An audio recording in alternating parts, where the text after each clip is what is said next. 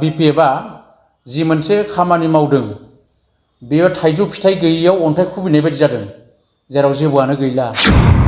आरो जिखिनि बिपिएफ बे बिपिएफआ आरो माने एमपि इलेक्शननि उनाव बिथांमोना ओरैबायदि जिर' जागोन, हाग्रामादों रावबो गैया आरो हाग्रामाहा माने राजनितिक भाबै जेबो गोहो गैया। खुलुमबाय मिडिया लोगो नोंथांमोन। दिनै जोङो नैबे जोंनि जिल्ला कमिटिनि मावख'आव जों मोनसे जिथु प्रेस मिट खालामदों, बिनि गुबै थांखिया जाहैबाय मैया उदालगुरि जिल्लायाव बिपिएफ हान्जाया मोनसे जयनिं प्रग्राम लादोंमोन अरां आरो उदालगुरियाव। बे प्रग्रामा जयनिं होनानै बे प्रग्रामाव जोंनि इउपिपिएलनि गोबां दैदेनगिरि रायजो राजाफोरखौ जयेन जादों होननानै बिथांमोना फोसावदों। बेयो टटेलि नंखाय। खारन बिथांमोननि मेल मिटिङाव इउपिपिएलनि रावबो दैदेनगिरि बा मावथिफोरा बा सापर्टारफोरा बिपिएफआव जयेन जायाखै, बेयो नंखाय। खारन बिथांमोना अराङाव जि मोनसे प्रग्राम बानायदों, बर' साहित्य सभानि जि मोनसे रंगमन्चआवहाय, बेहाय जोंनिफ्राय इउपिपिएलनिफ्राय 750 जन माने इउपिपिएल माने सापर्टारा जयेन जादों होननानै बुंदों। जाय रंगमन्चआव 200-250नि बारा मानसि थुबुर जानो हाया, बेहाय 750 जन मानसि जयेन जादों होननानै बुंनाया इउपिपिएलनिफ्राय बेयो जोबोद नंखाय। खारन आरो जुदि नंगौब्ला बेहाय बिपिएफनि सासेबो गैयामोन नामा? निल जागोन। खारन सासेबो बेहाय 750 जन मानसि ज'जानाय, 750 जन मानसि जमा जानो हानाय बे जायगायानो नङा। बेनिखायनो बिथांमोना आरो जेरावहाय इउपिपिएलनिफ्राय जयेन जादों होननानै बुंदों, सासेबो दैदेनगिरि बा सासेबो सापर्टारनि मुंखौ बिथांमोना फोसावनो हायाखै। मात्र बिथांमोना बुंदों इउपिपिएलनिफ्राय जयेन जादों होननानै, 750 जन जयेन जादों होननानै। लोगोसे उदालगुरि बिष्णुराभा कृष्टि कंगआव 960 जन मानसिया इउपिपिएलनिया जयेन जादों होननानै बुंदों बेहाय। जेराव बिष्णुराभा कृष्टि कंगआव 500नि बारा सियारानो जाखाया, मानसियानो ज'जाखाया। बे मानसियाव बे जायगायाव बोरैजाय 960 जन मानसि जयेन जाखो, बेखौ जों आसरित मोनदों। आरो बेहाय सासे मानसिनि मुंखौ लादों बिथांमोना भैरबकुन्द समस्तिनि सिङाव थानाय अदला भिसिडिसिनि बा अदला प्राइमारि कमिटि इउपिपिएलनि लेङाइ आफादगिरि बिनन्द दैमारिखौबो जयेन जादों होननानै बुंदों। ओरैबायदि नंखाय बाथ्रा बुंदों, बिथां बिनन्द दैमारिया जयेन जायाखै आरो भुलावबो बियो बिपिएफनि नाम लायाखै। आरो बिथांबायदि मानसिखौ दिनै बिथांमोना जयेन जादों होननानै बुंनानै जोंनि गेजेराव जोंनि इउपिपिएलनि मावथि बा रायजो राजाफोरनि गोसोखौ बिथांमोना नार्भास खालामनो नाजादों। बेनि थाखाय बिथांमोनखौ जोङो माने गरियना होदों जे बेबादि नंखाय राव बुंनानै माने गावसोरखौ फोलानो नागिरनाया मोजां जायाखै। आरो बेनिफ्राय बिपिएफ हान्जाखौ आङो साबधान जानानै थानो थाखाय खावलायदों। दा दिनै बिपिएफआ खुनु रोदा गैला, खुनु अस्तित्व गैला, बेनि थाखाय बिथांमोना बाब्राबबाय थादों। आरो बे बाब्राबनायाव जेबो जाया। खारन दिनैनि दिनाव बिपिएफआ जि मोनसे खामानि मावदों बेयो थाइजौ फिथाइ गैयैयाव अन्थाइ खुबैनाय बायदि जादों, जेराव जेबोआनो गैला। माने बिपिएफआ जेबो अस्तित्वआनो गैला। आरो जिखिनि बिपिएफ, बे बिपिएफआ आरो माने एमपि इलेक्शननि उनाव बिथांमोना ओरैबायदि जिर' जागोन। खारन हाग्रामाया जेबो थांखि गैयालासिनो माने दुर्निति खालामनानै जेबो समाजनि देशनि मोजां खामानि मावालासिनो थाखा फैसाखौ मिसइउज खालामबोनानै बे 17 बोसोराव खामानि मावबोदोंमोन। बेनिखायनो बिथांनि सिन्ताधाराया दिनै जोबहैबाय। नाथाय जोंनि प्रमद बर'नि जि सिन्ताधारा, बेयो देशनि थाखाय मोजां, हारिनि थाखाय मोजां, हादोरनि थाखाय मोजां। बे हिसाबै रायजो राजाफोरा दिनै इउपिपिएलनि प्रति मोनसे फोथायनाय दङ।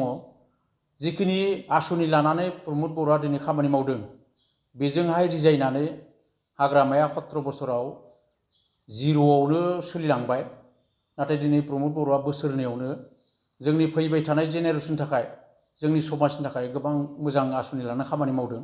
आरो बे खामानिखौ फेर मारिनो थाखाय हाग्रामाहा दिनै जेबो जुक्ति गैया जेबो माने बिनि हेंथायै खामानि मावनानै बुंनो थाखाय बेहा गोहो गैया आरो बेनिखायनो दिनै बिथाङा जानला मोनला नंखाय बाखाय इउपिपिएलनि गोबां मावथि रायजो राजाफोरखौ बिपिएफआवहा जयेन जाबाय बिपिएफआव ओंखारबोबाय होननानै बिथांमोना बुंदों जुदि जोंनि अदालगुरियाव जुदि बिपिएफनि अबस्थाया मोजांमोनब्ला बिथांमोननि जयनिं प्रग्रामा जों मिन्थिनायाव अराङाव जितु प्रग्राम जादों बियो मोननै समष्टि पासनৈ आरो रौता समष्टिनि बेयाव बिथांमोना जेरैबायदि मानसि जानांगौ मोननै समष्टिनि मानसि लानानै जेराव मेल लिंदों बेयाव 200-250नि बारा जायाखै बिथांमोना जेसेबांखि दाख्राय बुङा मानो प्लास अदालगुरि बिष्णुराभायाव जितु मेल जादों बे मेलावबो मोनथाम समष्टिजों जयै खालामदों धनसिरि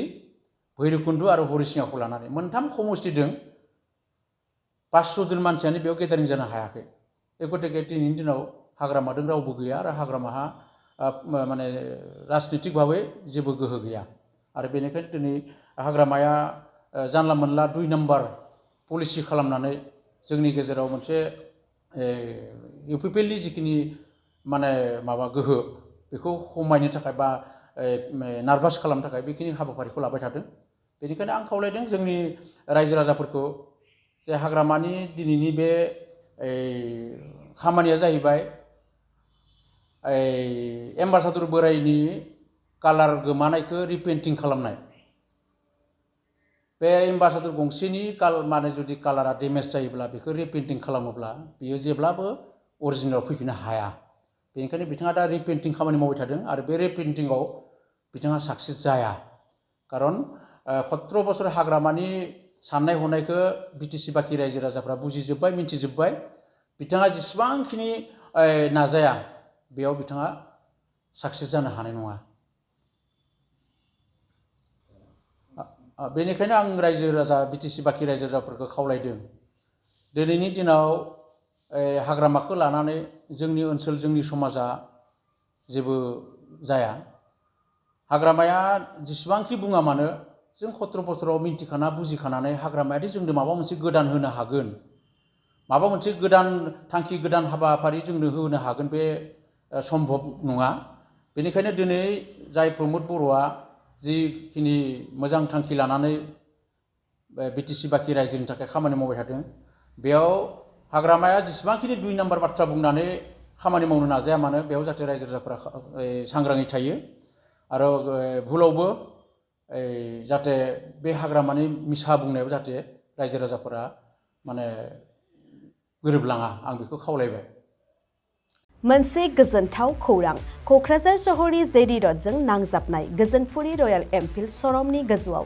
दंसै आइ आफा बिएम इन्स्टिट्युट अफ पेरामेडिक्स बे आइ आफा बिएम इन्स्टिट्युट अफ पेरामेडिक्सआ नोंथांमोननो लानानै फैदों देहा जोथोन लाखिनायनि माखासे आयदाफोरनि गोदान सोलोंसालि 10+2नि उथ्रिसारनाय बिजाथि एबा फरायसाफोरा बे पेरामेडिक्सआव गावारि सोलोंथाइखौ लानो हागोन क'क्राझार सहरनि गोजोनपुरि एबा गांजिमा बाजारजों नांजाबनाय आइ आफा बिएम इन्स्टिट्युट अफ पेरामेडिक्सआ नोंथांमोननि थाखाय गोदान मुं थिसननाय आयदाफोरानो जादों medical laboratory technology assistant nursing first aid patient care dialysis technician अटि टेक्निशियन फिजियोथेरापि कर्सखौ 2 बोसोरनि गेजेरावनो आबुं खालामनानै BSS डिप्ल'माखौ लानो हागोन बेजों लोगोसेयैनो ICU टेक्निशियन आरो रेडियोलॉजी टेक्निशियन कर्सखौ बोसोरसेनि गेजेरावनो आबुं खालामनानै BSS डिप्ल'माखौ लानो हागोन